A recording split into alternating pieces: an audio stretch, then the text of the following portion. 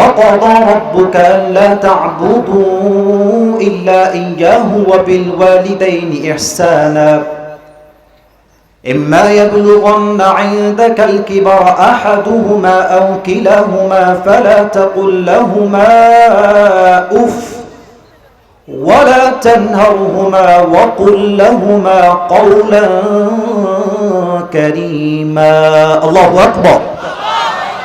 Allah subhanahu wa ta'ala has decreed in this ayah, O you who believed, worship to your Lord. হে আমার বান্দারা, তোমরা ইবাদত করবা এক সত্তার। বলেন সবাই, তিনি কে?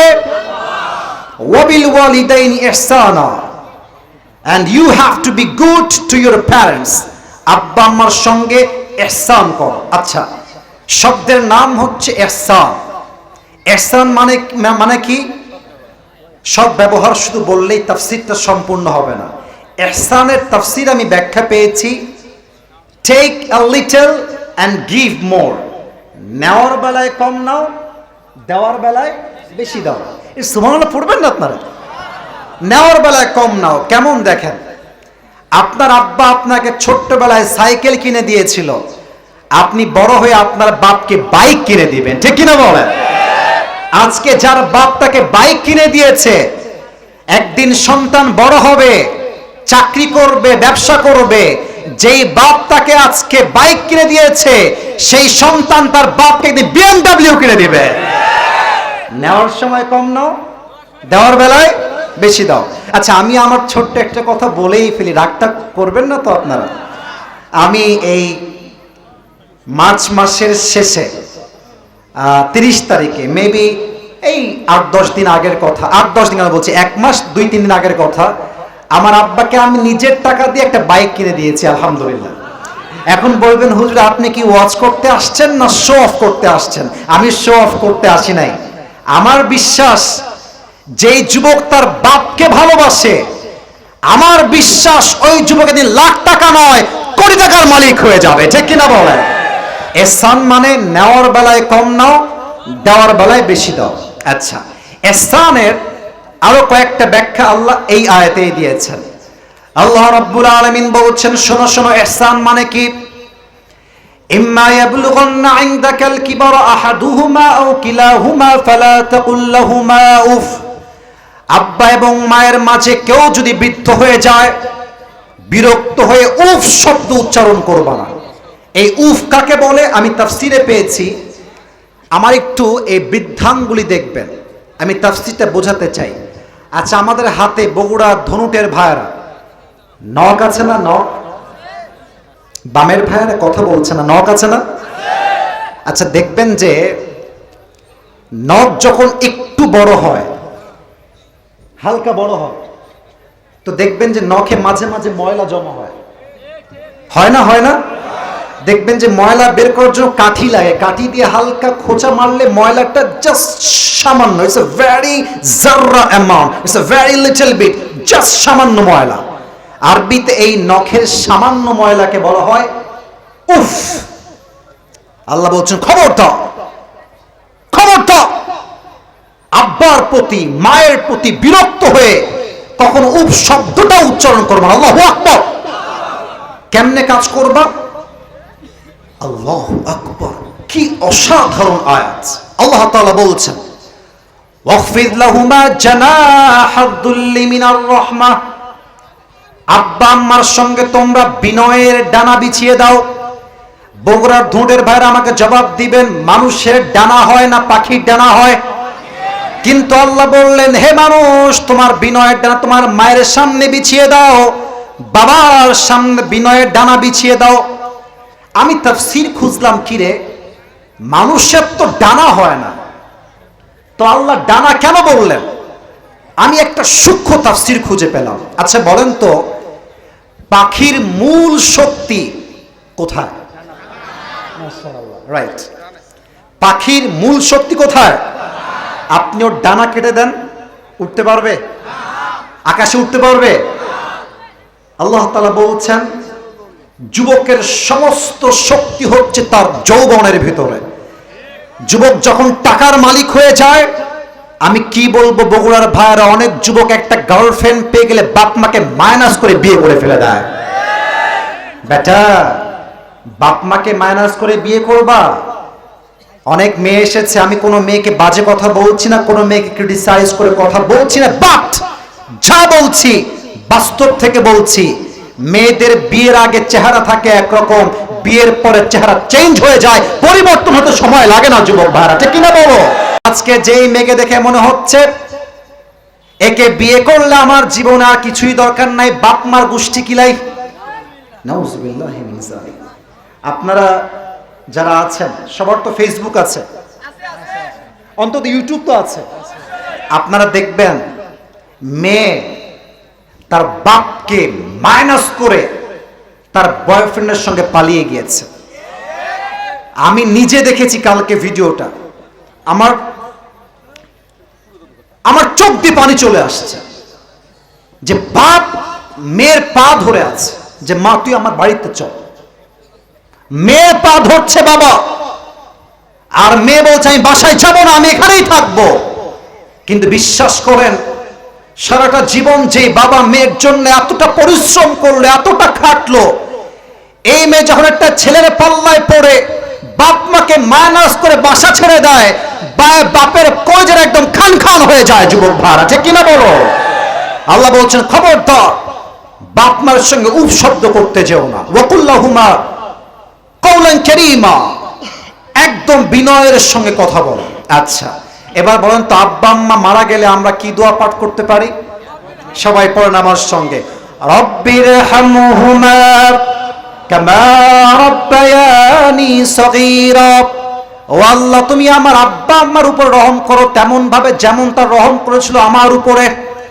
আমি যখন বাচ্চা ছিলাম পেশাব করতাম বিছানায়, ঠান্ডা লাগতো, গরম লাগতো, আমার বাবা পরিশ্রম করে আমার প্রত্যেকটা কষ্ট দূর করে দিয়েছে। আল্লাহ, আমার বাপ যেমন রহম করেছে তুমি আমার আব্বাকে আমার আম্মাকে রহম করো। বলেন সবাই আমিন।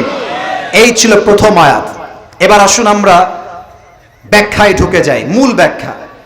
একটা প্রশ্ন করতে চাই বগুড়ার ভাইদেরকে, বলেন তো ইসলামে বাবার মর্যাদা বেশি না মায়ের মর্যাদা বেশি?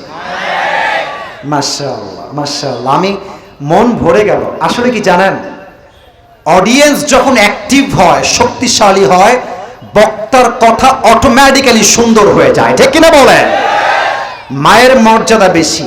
আমি কয়েকটা কারণ পেয়েছি কোরআন থেকে। এক, বাপ আপনাকে গর্ভে ধারণ করে নাই, গর্ভে ধারণ করেছে কে? মাশাআল্লাহ। আপনি যখন দুনিয়াতে এসেছেন আপনার বাপ আপনাকে বুকের দুধ পান করেন নাই, আপনার বুকের দুধ পান করিয়েছে একজন, তিনি কে? মা। এই দুই কারণে ইসলাম মাকে সবচেয়ে বেশি সম্মান দিয়েছে। এবার একটু ভাবেন, মা যখন গর্ভবতী হয়ে যায়, রাত বাজে 2টা, রাত বাজে 3টা, আম্মা জান বিছানায় ঘুমিয়ে আছে, হঠাৎ করে পেটের বাচ্চা একটা পেটে ঠাস করে লাথি মেরেছে। এক লাথি দেওয়ার সঙ্গে সঙ্গে মায়ের চোখটা খুলে গেছে। মা একবার ডান দিক হচ্ছে, মা একবার বাম দিক হচ্ছে, একবার উঠতেছে। মায়ের দুই চোখে কোনো ঘুম নাই, সারা রাত মা নির্ঘুম কাটিয়ে দিয়েছে। সকালবেলা উঠে মা সবার জন্য নাস্তা রেডি করেছে। মা যখন খাবারের প্লেটটা সামনে নিয়ে খেতে যাবে, বাচ্চা আবার পেটে একটা লাথি দিয়েছে। শিশুটা লাথি দেওয়ার সঙ্গে সঙ্গে মা পেটের ব্যথার যন্ত্রণায় একটা লোকমা ভাত তার মুখে নিতে পারে নাই। মাটা প্লেট থেকে উঠে গিয়েছে খাওয়ার থেকে। যখন মা উঠে গিয়েছে, মায়ের চোখ দিয়ে পানি ঝরছে, একটা প্লেটের ভাত মা তার মুখে দিতে পারতেছে না। 10 মাস 10 দিন পর্যন্ত মা তার সন্তানকে গর্ভে ধারণ করেছে। আল্লাহ তাআলা বলছেন, মা যখন তার সন্তানকে ডেলিভারি করে দেয়, সন্তান যখন দুনিয়ার মুখ দেখে ফেলে, মায়ের 10 মাস 10 দিনের কষ্ট সন্তানকে দেখার সঙ্গে সঙ্গে নিমিষেই দূর হয়ে যায়। সুবহানাল্লাহ। হাদিসে এসেছে ইব্রাহিম আলাইহিস সালাতু ওয়াস সালামের সন্তানের নাম হচ্ছে ইসমাঈল আলাইহিস সালাতু ওয়াস সালাম। বলেন তো ইসমাঈলের মায়ের নাম কি ছিল? একটা ভুল ধরাই দিই, ভালোবাসার সাথে হাজরা নাই, নাম হচ্ছে বিবি হাজার। না না, আমি আপনার ভুল ধরাচ্ছি ভালোবাসার সাথে, এটা কোনো অপমান নয়। আমরা বলি বিবি হাজরা, না, উচ্চারণটা হচ্ছে বিবি হাজার। আচ্ছা, ইসমাঈল আলাইহিস সালাম যখন বড় হলেন, তিনি বনু জুরহুম গোত্র থেকে একজন মেয়েকে বিয়ে করলেন।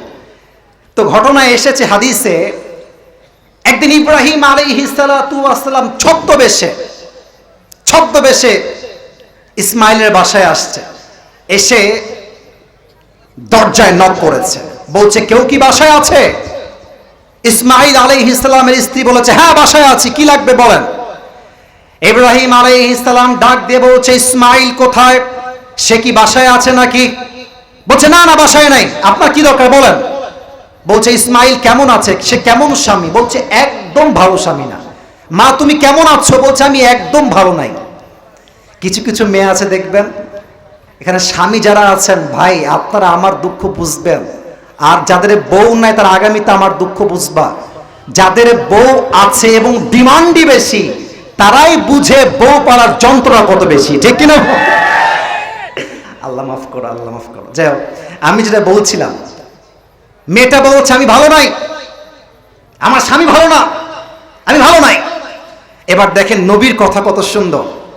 ইব্রাহিম আলাইহিস সালাম বলছেন মা, ইসমাইল যখন ফিরে আসবে, ইসমাইলকে ডাক দিয়ে বলবা একজন মুসাফির তোমার খোঁজে আসছিল, নাম হলো তার ইব্রাহিম, তোমাকে মেসেজ দিয়েছে একটা, তোমার দরজার কপাট চেঞ্জ করে ফেলবা, দরজার কপাট চেঞ্জ।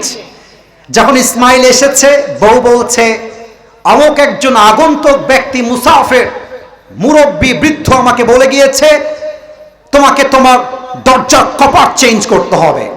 নবীর কথা নবী বোঝে, বাপের কথা ছেলে বোঝে, ছেলের কথা বাপ বোঝে, ঠিক কিনা বলেন?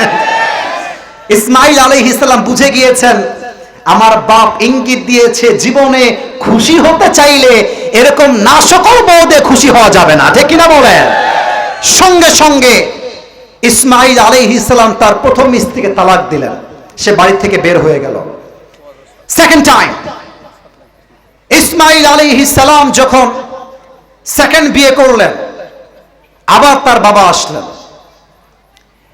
এসে বলছে বাসায় কি কেউ কেউ উঠছে মাঝখানে একজন, এই ছেলে এই বসো, না বসো বসো, ওখানে বসো, ওখানে বসো, ওয়াশরুমে পড়ে যাও বাবা, বসো বসো, বসে পড়েন, কলিজার ভাই বসে পড়েন, একটু বসে পড়েন।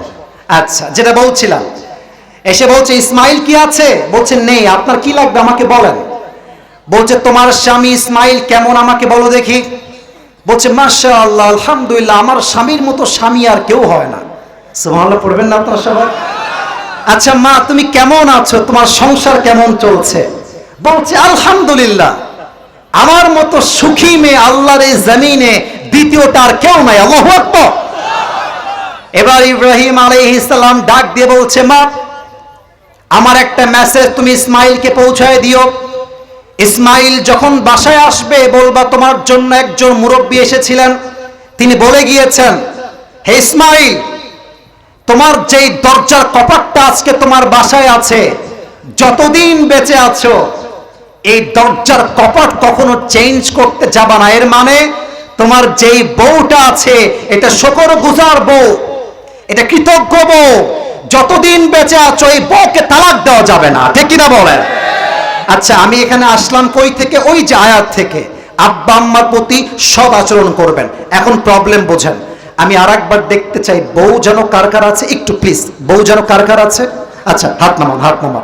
আপনারা দেখবেন মায়েরা যারা এসছেন, মায়েরা আমার বোনেরা একটু কান খাড়া করবেন। আমি আসিফ হুজুর কবে আসবো জানি না, বাট এই কথা বলে দিয়ে যাই, আমরা যারা জামাই আছি, মানে স্বামী যারা আছে এখানে, আমাদের প্রবলেম কোথায়?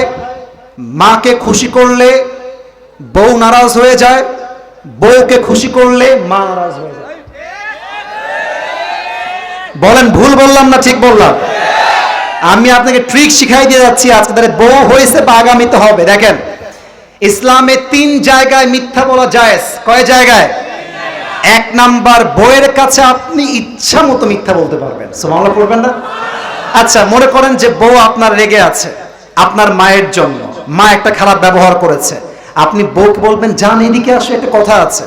বউ বসবে, কি কথা বলো, এটা জায়েজ। কিন্তু মুরব্বীরা শোনেন আমার কথা, যুবক ভাইরা শোনেন আমার কথা। বউকে বলবেন যে বউ, আমার মা তোমাকে অনেক ভালোবাসে, কালকে বাসায় ছিলাম মায়ের কাছে, মা যে তোমার কত প্রশংসা করলো, আমার বউর এইটা ভালো, আমার বউর ওইটা ভালো, আমার বউ এত ভালো এত ভালো, এরকম বউ আর কারো হতে পারে না। যখন আপনি আপনার বউয়ের কাছে এই প্রশংসা করবেন, দেখবেন আপনার বউ আপনার মায়ের শত্রু নয়, আপনার মায়ের টাটকা ফ্যান হয়ে যাবে, ঠিক কিনা বলে? আচ্ছা, যখন মায়ের কাছে আসবেন সেম ক্যারেক্টার, যে মা আমার বউ তোমার বড্ড ভালোবাসে, এই যে তোমার শাড়ি নাই, আমার বউ বলে তুমি মাকে শাড়ি দাও, তুমি মাকে মোবাইল ফোন দাও, ভালো জামা দাও। আর এই মিয়া যখন বউয়ের পক্ষ থেকে মাকে বলবেন এই কথা, আপনার মা আপনার বউকে ঘৃণা নয় কলিজার থেকে ভালোবাসতে শুরু করে দিবে, ঠিক কিনা বলে? এখন আমাদের সমস্যা কোথায়? অনেক যুবক মায়ের কথা শুনে বউকে তালাক দিয়ে দেয়, অনেক যুবক বাপের কথা শুনে বউকে তালাক দেয়, এরকম আছে না নাই? ইব্রাহিম আলাইহিস সালাম একজন নবী, আপনার বাপ কোন নবী নয়। আপনাকে মাথায় রাখতে হবে, তালাক এটা আসল সমাধান নয়, বরং অ্যাডজাস্ট করে থাকতে পারলেই জীবনটা সুন্দর হয়ে যায়, ঠিক কিনা বলেন? আচ্ছা, মা বোনদের জায়গা কি ডান দিকে না বাম দিকে? সামনে। ওটা কি মা? ওখানে প্রজেক্টর দেওয়া আছে, আওয়াজ যাচ্ছে। আচ্ছা, মেয়েদের তালাক হয় এখান থেকে আমি পেয়েছি 3টা কারণে, দেখেন তো মেলে কিনা। এক, অতিরিক্ত জেদ, আমার আইফোন 16 লাগবে তো 16ই লাগবে।